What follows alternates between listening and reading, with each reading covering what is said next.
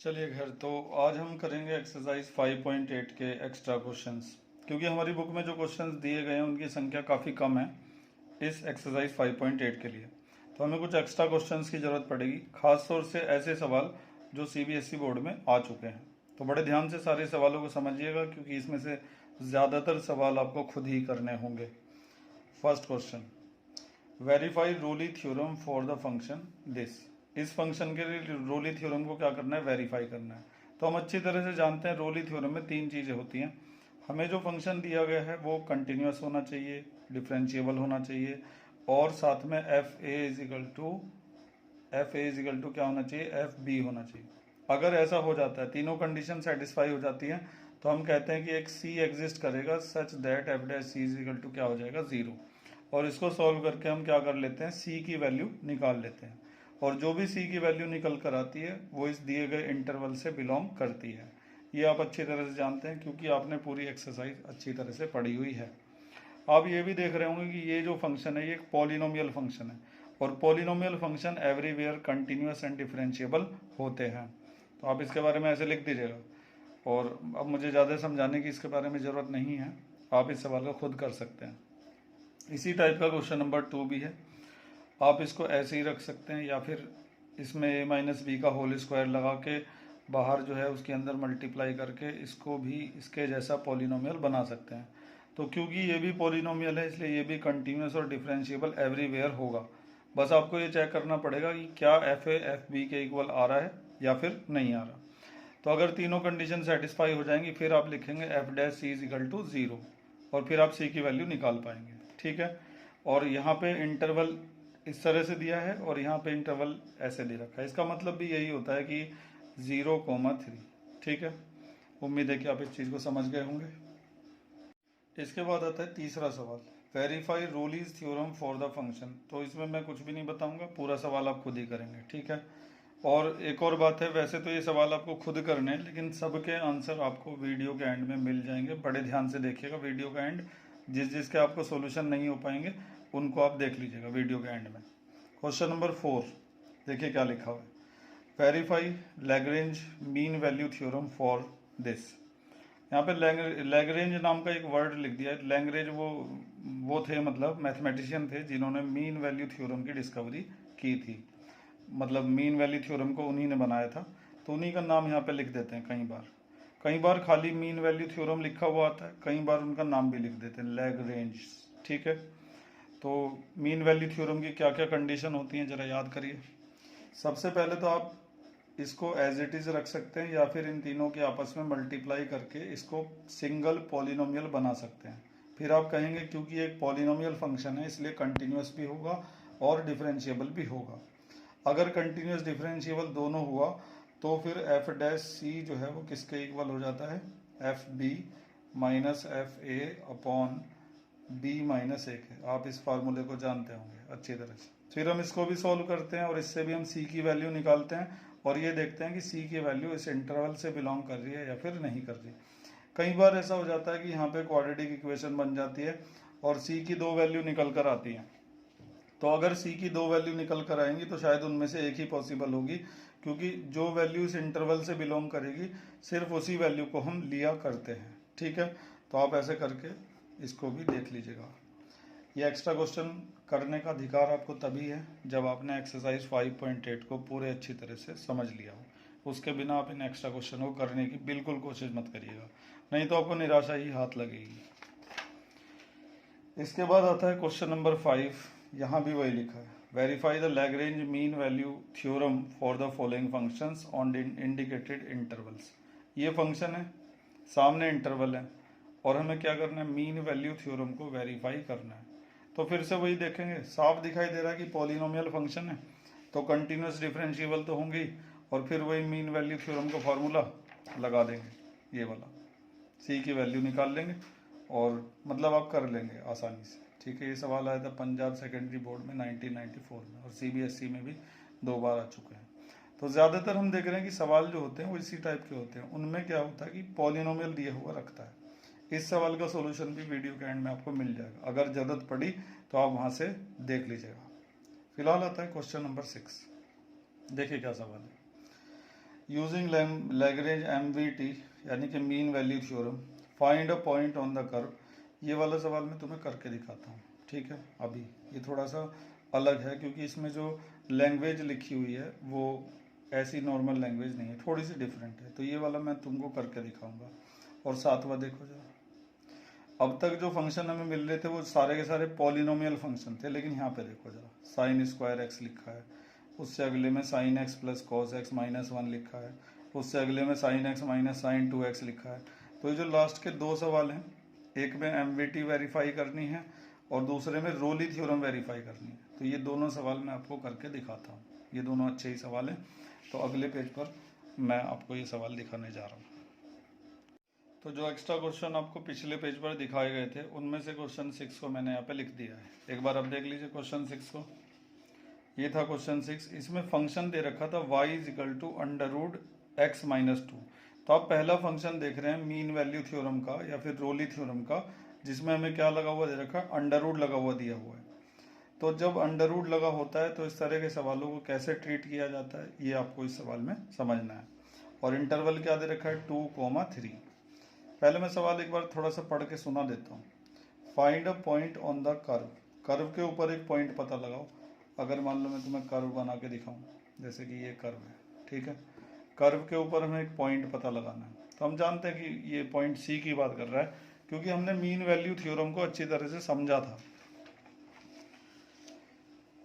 Find the point on the curve y is equal to this defined on the interval 2,3। Interval क्या दे रखा है, 2,3 दे रखा है। तो यहाँ पे पॉइंट 2 होगा कहीं और वहाँ पे पॉइंट क्या होगा, 3 होगा, ठीक है। और where the tangent is parallel to the chord joining the end point of the curve. हमें उस पॉइंट का पता लगाना है जहाँ पे टेंजेंट जो है वो किसके पैरेलल होगी, इन दोनों पॉइंट को ज्वाइन करने वाली जो कॉर्ड है उसके पैरेलल होगी। देखो ये लिखा हुआ है, where the tangent is parallel to the cord.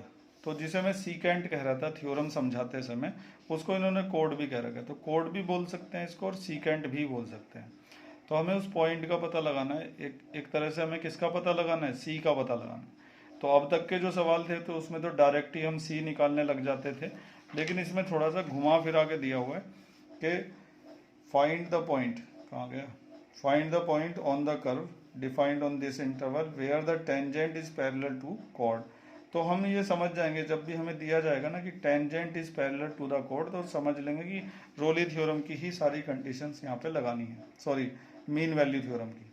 क्योंकि मीन वैल्यू थ्योरम में ये सब चीज़ें होती हैं कि टेंजेंट जो है वो कॉर्ड के पैरेलल होती है। अगर आपको कुछ याद नहीं आ रहा तो मीन वैल्यू थ्योरम वाला जो लेक्चर था पिछला उसको देख लीजिएगा, ठीक है। ये सब हो गया, चलो। तो फिलहाल ये क्लियर हो चुका है कि ये जो सवाल है ये मीन वैल्यू थ्योरम के जो कंडीशंस हैं उनके हिसाब से किया जाएगा। पहले हम ये देखेंगे कि ये जो हमें फंक्शन दिया हुआ है ये कंटिन्यूअस और डिफरेंशिएबल है या फिर नहीं है, ठीक है। तो इस तरह के जो अंडर रूट वाले फंक्शंस होते हैं उनको कंटिन्यूअस दिखाने के लिए क्या लिखेंगे आप इस तरह से लिखेंगे, let f(x) is equal to this. उसके बाद लिखेंगे since for each x belongs to 2,3। जितने भी x 2,3 वाले इस इंटरवल से बिलोंग करेंगे उन सब के लिए ये जो फंक्शन है ये हमेशा एक डेफिनेट वैल्यू देगा, कभी भी इनडेफिनेट वैल्यू नहीं देगा। ऐसे आपको लिखना पड़ेगा, the function f(x) attain the definite value. 2 से लेकर 3 तक के सभी जो x होंगे उनके लिए ये फंक्शन हमें डेफिनेट वैल्यू देगा। आप रख के भी देख सकते हैं 2 से लेकर 3 तक का कुछ भी, तो आपको ये हमेशा डेफिनेट वैल्यू देगा। और क्योंकि ये फंक्शन आपको डेफिनेट वैल्यू देगा हमेशा, इसलिए आप इस फंक्शन को क्या कह सकते हैं, एक कंटिन्यूअस फंक्शन कह सकते हैं। आप हमेशा इसी तरह से लिखेंगे। ऐसे अंडर रूट वाले और भी सवाल आ सकते हैं। इसको देखिए जरा, ये और ये दोनों बिल्कुल सेम है। ये आया था CBSE 2002 में, तो इसमें और इसमें कोई फर्क नहीं है। जब आप इसको लिखेंगे तो यहाँ पे लिख दीजिएगा f(x) is equal to √x² - 4। और इसके बारे में भी वही लाइन लिखिएगा कि ये जो इंटरवल है इसका इंटरवल एक बार लिख देता हूँ यहाँ पे। इसका जो इंटरवल है वो है 2,4। तो इनमें आपको ज़्यादा कुछ दिमाग नहीं लगाना, बस ऐसे लिखना है कि ये फंक्शन जो है इस इंटरवल की सभी वैल्यूज पर क्या होगा, डिफाइंड होगा, इसलिए ये फंक्शन क्या होगा, कंटिन्यूअस होगा। और अगर ज़्यादा दिमाग आप लगाना ही चाहते हैं तो आप क्या करेंगे, कोई भी कांस्टेंट लेके इस फंक्शन का LHL निकालेंगे, RHL निकालेंगे। LHL को RHL के इक्वल करके दिखाएंगे और दोनों इक्वल हो जाएंगे तो फिर ये कंटिन्यूस प्रूव हो जाएगा। मतलब आप फ्री हैं, अगर आप करना चाहते हैं इसको कंटिन्यूस प्रूव तो बिल्कुल कर सकते हैं। लेकिन क्योंकि ये सवाल ज़्यादा नंबर के नहीं आते, 2 नंबर से ज़्यादा के, इसलिए खाली इतना लिख देना काफ़ी होता है। तो कंटिन्यूस के बारे में तो हमने लिख दिया। अब डिफरेंशिएबल के बारे में देखिए क्या लिखेंगे। तो डिफरेंशिएबल के लिए आपको क्या करना पड़ेगा, जो फंक्शन आपको दिया हुआ है ना, आप उसका डिफरेंशिएशन निकाल दीजिएगा। अगर डिफरेंशिएशन निकाल दिया और उस दिए गए इंटरवल में ये डिफरेंशिएशन एग्जिस्ट कर गया, मतलब कि ये डिफाइंड हो गया, तो आप लिखेंगे कि F X is differentiable on this. तो हमने जब उसका डिफरेंशिएशन किया उसको हमने अंडर रूट एक्स मान लिया था, तो अंडर रूट एक्स का डिफरेंशिएशन होता है 1/2 अंडर रूट एक्स। ठीक है। उसके बाद आप देखेंगे कि 2 से लेकर 3 तक की जितनी भी वैल्यूज हैं, 2 से बड़ी और 3 से छोटी। इस बात का ध्यान रखिएगा हमेशा कि डिफरेंशिएशन के लिए जब हम डिफरेंशिएबल प्रूव करते हैं तो देखो कंटिन्यूटी के लिए बड़ा ब्रैकेट लगता है, लेकिन डिफरेंशिएबिलिटी के लिए ये छोटे ब्रैकेट यहाँ पे लगाए जाते हैं। वहाँ पे क्लोज इंटरवल का इस्तेमाल किया जाता है, यहाँ पे ओपन इंटरवल का इस्तेमाल किया जाता है। तो आप कहेंगे कि इस दौरान 2 से लेकर 3 तक के जितने भी पॉइंट्स हैं उनके लिए ये क्या कर जाएगा, एग्जिस्ट कर जाएगा, मतलब अनडिफाइंड नहीं रहेगा।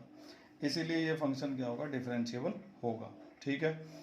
अब कंटिन्यूस और डिफरेंशिएबल दोनों अगर हो जाता है तो इसका मतलब मीन वैल्यू थ्योरम की दोनों कंडीशन क्या हो गई, सेटिस्फाई हो गई। इसके बाद हम लिखेंगे देयरफॉर देयर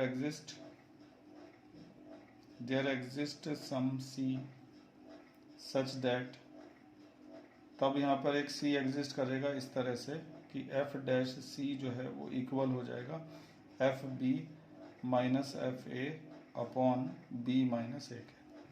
तो मीन वैल्यू थ्योरम के बारे में हम इतना तो जानते ही हैं कि हमारा फंक्शन अगर कंटिन्यूस हो जाए, डिफरेंशिएबल हो जाए, तो हम लिखते हैं कि देयर एग्जिस्ट सम सी, एक सी एग्जिस्ट करेगा उन दोनों पॉइंट के बीच में जहाँ पर स्लोप ऑफ टेंजेंट जो है वो इक्वल हो जाएगी किसके, स्लोप ऑफ सीकेंट के। आपको ये पहले ही बताया जा चुका है कि ये स्लोप ऑफ टेंजेंट होती है और इधर वाली क्या होती है, स्लोप ऑफ सीकेंट। ठीक है। जो बच्चे लगातार ध्यान से पढ़ रहे हैं सारे लेक्चर्स को, उनको ये सारी बातें समझ में आती होंगी। ठीक है। तो फिलहाल मैंने आपको इस सवाल में जो अलग चीज़ बताई है वो ये है कि अंडर रूट वाले जो फंक्शंस होते हैं उनके बारे में क्या लिखोगे, कंटिन्यूटी और डिफरेंशिएबिलिटी के बारे में। ठीक है। यही सवाल अगर ज़्यादा नंबर के आते हैं, 4 नंबर के, तो फिर आप कंटिन्यूस भी प्रूव करके दिखाएंगे और डिफरेंशिएबल भी प्रूव करके दिखाएंगे, लेकिन ऐसा बहुत कम होता है कि ज़्यादा मार्क्स के आएँ। तो फिलहाल अभी हमें इस वाले पार्ट को आगे बढ़ाना है, तो अगले पेज पर लेकर चल रहे हैं, ध्यान से देखते रहिएगा ऐसे ही। तो मैंने उसको अगले पेज पर लिख दिया है। अभी हमें यहाँ पे एफ डैश सी लिखना है। तो देखो ये देखो एफ डैश एक्स की वैल्यू है 1/2 अंडर रूट एक्स माइनस 2। तो एफ डैश सी की वैल्यू क्या हो, 1/2 अंडर रूट सी माइनस 2, इस तरह से लिखना होगा। तो 1/2 अंडर रूट सी माइनस 2। ठीक है। एफ बी और एफ ए इन सबको निकालना पड़ेगा। एफ बी निकालते हैं पहले। एफ बी का मतलब हुआ कि एफ, देखो ये ए है और ये बी है, एफ बी का मतलब हमें क्या निकालना है, F3 निकालना है, और F3 हमें यहाँ से मिलेगा। F3 हमें निकालना है, तो F3 निकालने के लिए लिख देंगे अंडर रूट, जब हम x की जगह 3 लिखेंगे तो यहाँ पे क्या आ जाएगा, अंडर रूट 3 - 1 आ जाएगा, और अंडर रूट 3 - 1 को सॉल्व करेंगे, सॉरी अंडर रूट 3 - 2 आ जाएगा, और इसको सॉल्व करके क्या आ जाएगा, 1 आ जाएगा। तो एफ बी की जगह तो 1 आ जाएगा। अब बारी आती है एफ ए की, उसे भी निकालता हूँ। एफ ए जो है वो F2 होगा, तो अंडर रूट 2 - 2 हो जाएगा, यानी कि 0 हो जाएगा। यहाँ पे आ गया 0। नीचे b माइनस ए आएगा, तो b माइनस ए का मतलब हुआ 3 - 2। ठीक है। सॉल्व करते हैं। 1/2 अंडर रूट सी माइनस 2 ऐसे ही रहेगा। 1/3 में से 2 गया तो 1 बचा, यानी कि इधर तो 1 ही बचा है। तो हम क्या करेंगे, क्रॉस मल्टीप्लाई कर देते हैं, सी इसको उधर ले जाते हैं पूरे को, तो 2 अंडर रूट सी माइनस 2। आगे सॉल्व करने के लिए हम इसकी स्क्वायरिंग कर देते हैं। स्क्वायरिंग करेंगे तो इधर 1 आएगा और इधर क्या आएगा 4, और इसका अंडर रूट हट जाएगा, c - 2 आ जाएगा।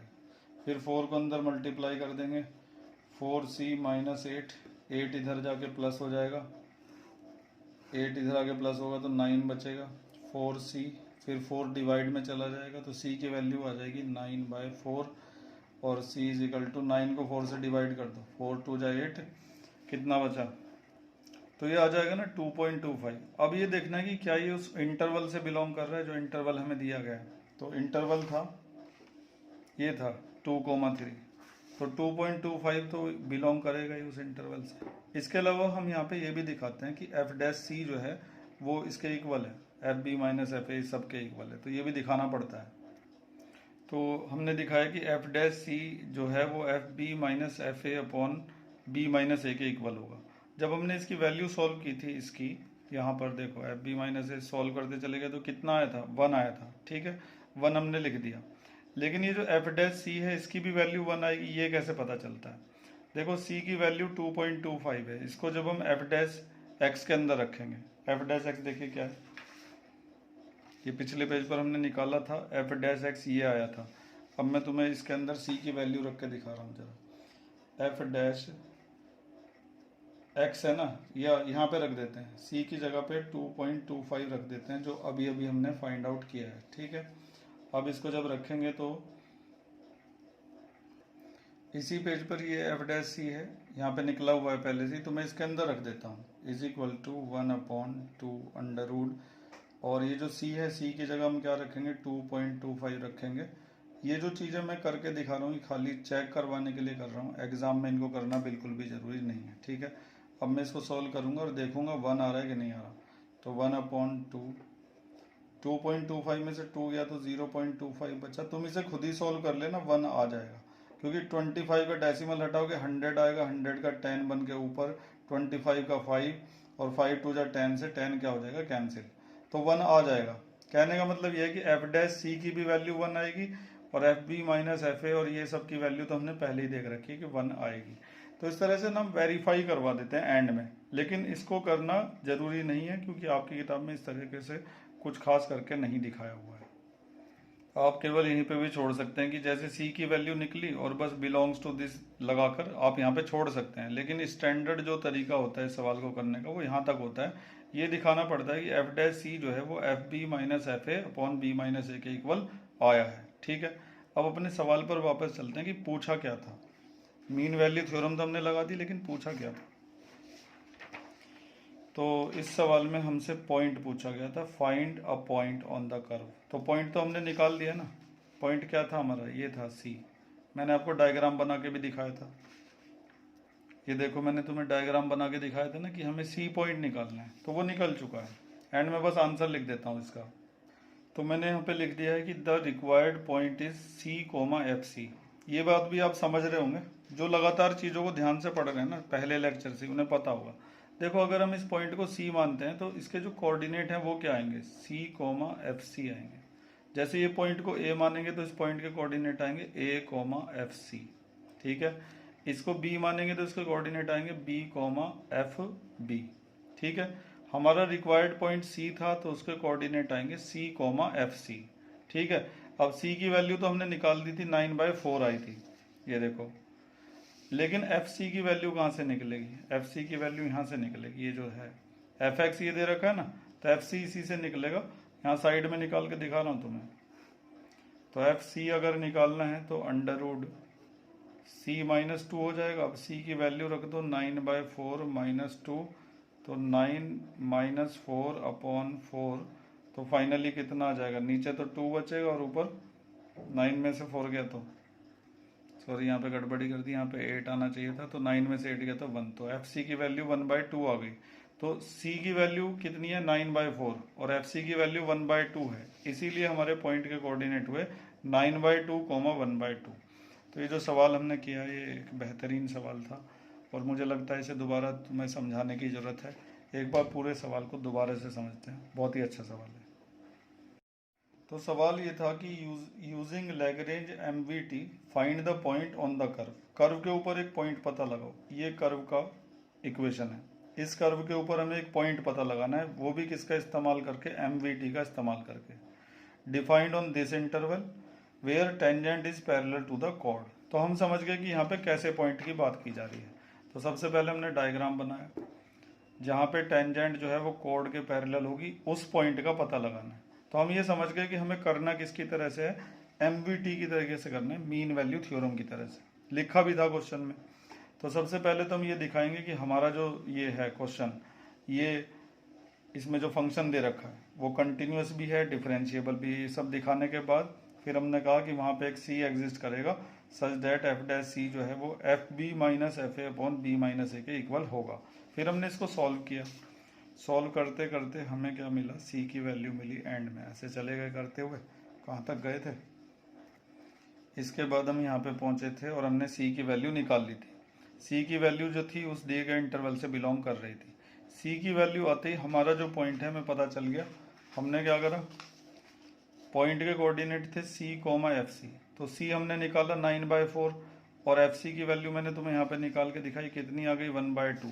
तो हमने लिख दिया यहाँ पे कि जो हमारा पॉइंट है वो क्या है 9/2 कोमा 1/2 है। इस बीच हमने ये भी दिखा दिया कि स्लोप ऑफ टेंजेंट जो है वो स्लोप ऑफ सीकेंट के क्या होगी, इक्वल होगी। इसका मतलब टेंजेंट जो है वो कोड के क्या होगी, पैरेलल। ये भी हमने एडिशनल में दिखा दिया।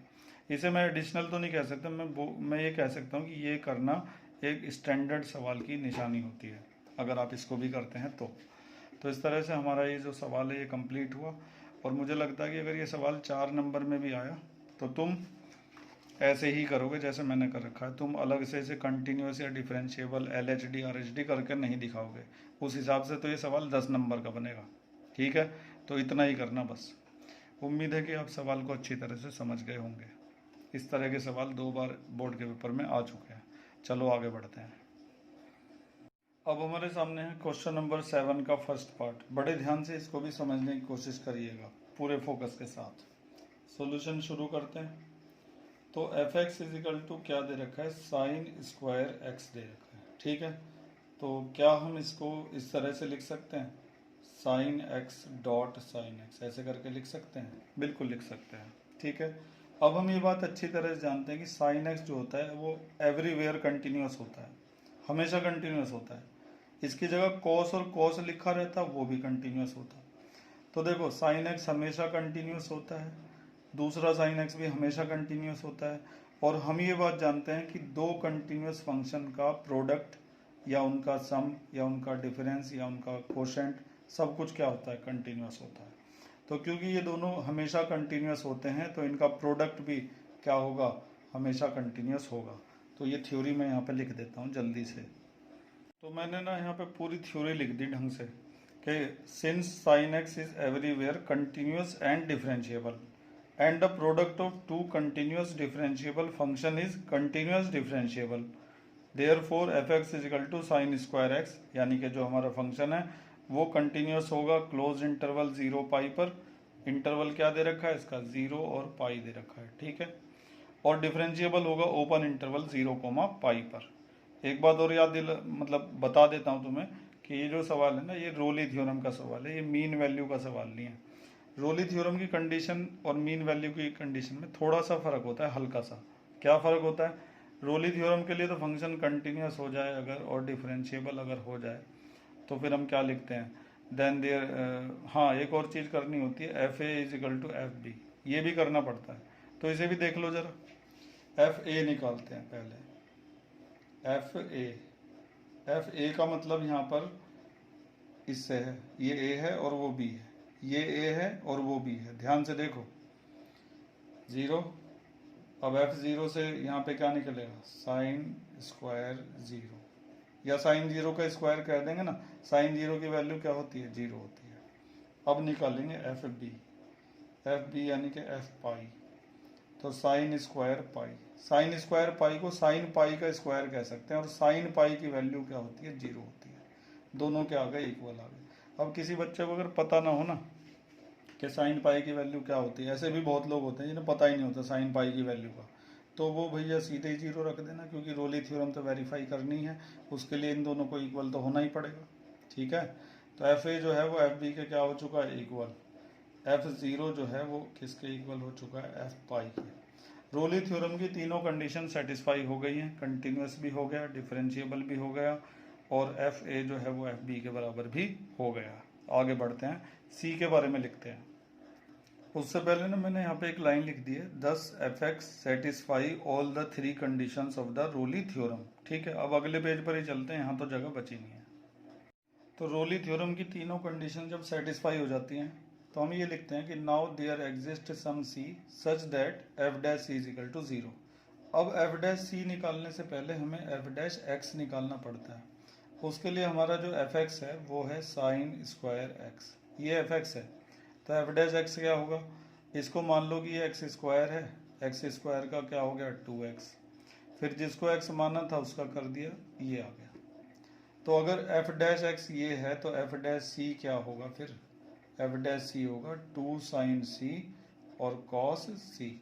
तो इसको मैं यहाँ पे लिखने जा रहा हूँ, 2 साइन सी और cos c is equal to 0। इसके आगे देखो जरा क्या है, 2 साइन सी कॉस सी, मतलब साइन 2a का फार्मूला यहाँ पे बन रहा है ना, 2 साइन ए कॉस ए, तो साइन 2a वो अलग बात है कि ये सी है, इज इक्वल टू 0। क्लियर। इसके बाद क्या होगा ना, साइन 2c तो ऐसे ही रहेगा, ये जो 0 होती है साइन के कौन से एंगल की वैल्यू होती है, साइन पाई की। अब तुम कहोगे 0 तो इसकी भी वैल्यू तो होती है, साइन 0 की भी तो वैल्यू 0 ही होती है, और साइन पाई की वैल्यू भी 0 होती है, और साइन 2 पाई 3 पाई 4 पाई 6 पाई उन सब की वैल्यू भी क्या होती है, 0 ही होती है। तो मैंने यही वाला क्यों लिया, 0 क्यों नहीं लिया, तो इसकी वजह ना हमारा इंटरवल है, हमें जो इंटरवल दे रखा है वो 0 से लेकर पाई तक का है। तो हमें जो वैल्यू ढूंढनी पड़ेगी ना सी की, वो 0 और पाई के क्या होगी, बीच में होगी, इसीलिए मैंने पाई लिया है यहाँ पे। एक और चीज़ है कि यहाँ से जो वैल्यू निकलेगी वो सी की नहीं निकलेगी, वो 2c की निकलेगी। थोड़ा सा इसको देखो फिर तुम्हें पता लग जाएगा कि 0 की जगह मैंने साइन 0 लिखने के बजाय साइन पाई क्यों रखा है। साइन से साइन कैंसिल हो गया, 2c इज इक्वल टू पाई, तो c की वैल्यू क्या आ गई, पाई बाय 2 आ गई। अभी जो पाई बाय 2 है ये इस इंटरवल के बीच में ही तो आएगा, ये देखो जरा, यहाँ पे 0 है, यहाँ पे पाई है, तो पाई बाय 2 कहाँ होगा, यहाँ होगा, तो इसका मतलब सही है ये वैल्यू।